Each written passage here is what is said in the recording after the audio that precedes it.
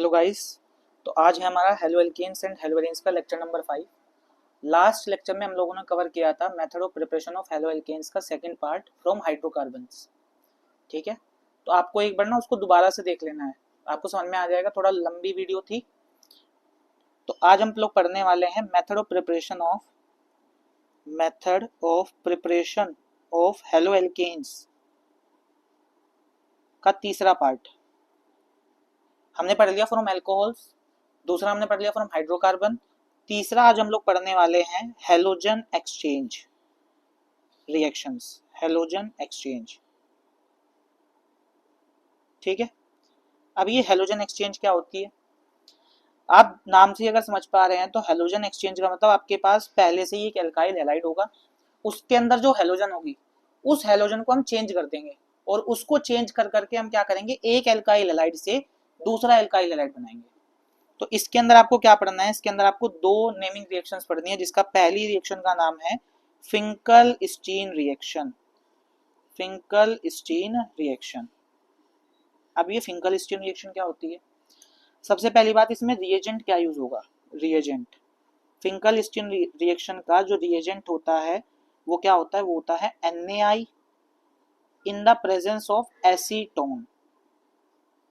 ठीक है, या फिर एसीटोन की जगह आपको कभी कभी लिखा मिल सकता है DMSO। DMSO क्या होता है, डाई मिथाइल सल्फो ऑक्साइड। ठीक है, होगा क्या, आपके पास एक एल्काइल हैलाइड होगा और एल्काइल हैलाइड के अंदर भी जो हेलोजन होगी या तो वो Cl होगी या फिर Br होगी, F या I नहीं होगी। ठीक है, आपके पास एक एल्काइल हैलाइड होगा और एल्काइल हैलाइड में भी या तो आपके पास एल्काइल क्लोराइड होगा या फिर एल्काइल ब्रोमाइड होगा। इसके अंदर आप क्या करेंगे, इसके अंदर आप डालेंगे NaI in the presence of acetone या फिर इसकी जगह आप क्या ले सकते हैं, DMSO। ठीक है ना, या तो एसीटोन लेंगे या फिर क्या लेंगे, DMSO। तो जैसे ही आप इतना काम करते हैं तो यहाँ से X हटेगा और X की जगह हटने के बाद क्या लगेगा, I लग जाएगा। यहाँ से क्या होगा, यहाँ से X हटेगा और X हटने के बाद क्या लग जाएगा, I लग जाएगा। और साथ में जो आपका बाई प्रोडक्ट होगा वो बनेगा NaX। तो क्या बना यहाँ पर, फिंकल-स्टीन रिएक्शन के अंदर क्या बना, फिंकल-स्टीन रिएक्शन के अंदर आपकी एल्काइल आयोडाइड बनेगी, केवल और केवल क्या बनेगी, एल्काइल आयोडाइड। क्या बनेगी, केवल और केवल एल्काइल आयोडाइड। ठीक है, इसलिए मैं बोल रहा था आपको यहाँ पे आयोडीन नहीं लेना, क्योंकि अगर आप एल्काइल आयोडाइड लेंगे तो एल्काइल आयोडाइड से एल्काइल आयोडाइड थोड़े ना बनाएंगे। और फ्लोराइड आप लेते नहीं, यहाँ पर फ्लोरीन्स की जो रिएक्शन होते हैं वो हाईली एक्सप्लोसिव हो जाती है। तो या तो आप यहाँ पर लेंगे क्लोरोएल्केन या फिर ब्रोमोएल्केन और उससे आप क्या बनाएंगे, आइडो एल्केन। ठीक है, रिएजेंट क्या यूज करना है, NaI in the presence of acetone और DMSO। ठीक है ना, DMSO की फुल फॉर्म क्या बताई, डाई मिथाइल सल्फो ऑक्साइड। ठीक है ना। अच्छा, अगर मैं एसीटोन की बात करूं तो एसीटोन का फॉर्मूला क्या होता है, आगे आपके काम आएगा बार बार, तो बता देता हूं। एसीटोन का फॉर्मूला होता है CH3CH3OCH3, सॉरी CH3COCH3, वो बोल रहा हूँ CH3COCH3, ये होता है आपका एसीटोन। क्या होता है ये, एसीटोन। अगर मैं आपके DMSO की बात करूं, डाई मिथाइल सल्फोक्साइड, तो डाई मिथाइल सल्फोक्साइड का फॉर्मूला क्या होता है, CH3SOCH3, डाई मिथाइल सल्फोक्साइड। और ये दोनों के दोनों ही क्या होते हैं, ये दोनों के दोनों ही सोलवेंट की तरह काम करते हैं। और कौन से सोलवेंट होते हैं, polar aprotic solvent. Polar aprotic solvent क्या होते हैं, ये हम आगे पढ़ेंगे जब न्यूक्लियोफिलिक सब्स्टिट्यूशन रिएक्शन पढ़ेंगे तो उसके अंदर पढ़ाऊंगा पोलर प्रोटिक सोलवेंट और पोलर एप्रोटिक सोलवेंट क्या होते हैं। ठीक है ना, तो ये दोनों के दोनों आपके क्या होते हैं, पोलर एप्रोटिक सोलवेंट की तरह काम करते हैं। दूसरी नेमिंग रिएक्शन हमें इसके अंदर पढ़नी है, सेकंड जो नेमिंग रिएक्शन है हमारी, पहली तो हमने पढ़ ली कौन सी, पहली हमने पढ़ ली यहाँ पर फिंकल-स्टीन रिएक्शन। दूसरी हमें पढ़नी है इसके अंदर स्वार्ट्स रिएक्शन। दूसरी नेमिंग रिएक्शन हमारी कौन सी है, दूसरी हमारी इसके अंदर Swarts reaction. Second naming reaction आती है हमारी यहाँ पर स्वार्ट्स रिएक्शन। स्वार्ट्स रिएक्शन, ठीक है।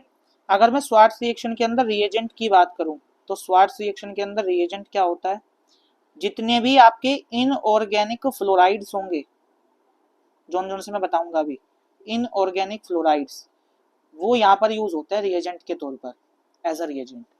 कौन कौन से होते हैं इनऑर्गेनिक फ्लोराइड्स, इनऑर्गेनिक फ्लोराइड कौन कौन से आप यहाँ पर ले सकते हैं, तो 4 है, चारों में से आप कोई सा भी एक ले सकते हैं। पहला है AgF, ठीक है ना, सिल्वर का फ्लोराइड है, सिल्वर फ्लोराइड। दूसरा आप यहाँ पर ले सकते हैं COF2, दूसरा क्या ले सकते हैं, COF2। तीसरा आप यहाँ पर ले सकते हैं Hg2F2, और चौथा आप यहाँ पर ले सकते हैं SbF3। इन चारों में से आप कोई सा भी लेंगे तो आपका क्या बनेगा, एल्काइल फ्लोराइड। जो आपकी स्वार्ट्ज रिएक्शन होती है वो क्या बनाती है, एल्काइल फ्लोराइड। पूरी हेलो एल्केन्स की प्रिपरेशन के अंदर एकमात्र एक ही तरीका है एल्काइल फ्लोराइड बनाने के लिए, स्वार्ट्ज रिएक्शन। ये बात आपको ध्यान रखनी है, ठीक है ना।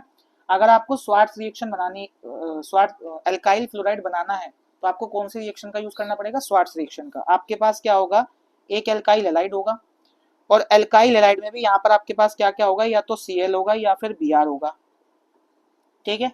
जैसे ही आप इसके अंदर कोई सा भी इनऑर्गेनिक फ्लोराइड डालेंगे, जैसे मैंने AgF डाल दिया, तो यहाँ से आपका क्या बनेगा, RF, और साथ में क्या बनेगा, साथ में बनेगा AgX, ठीक है ना। एक तो बनेगा आपका एल्काइल फ्लोराइड और साथ में क्या बनेगा, सिल्वर हैलाइड, ठीक है ना।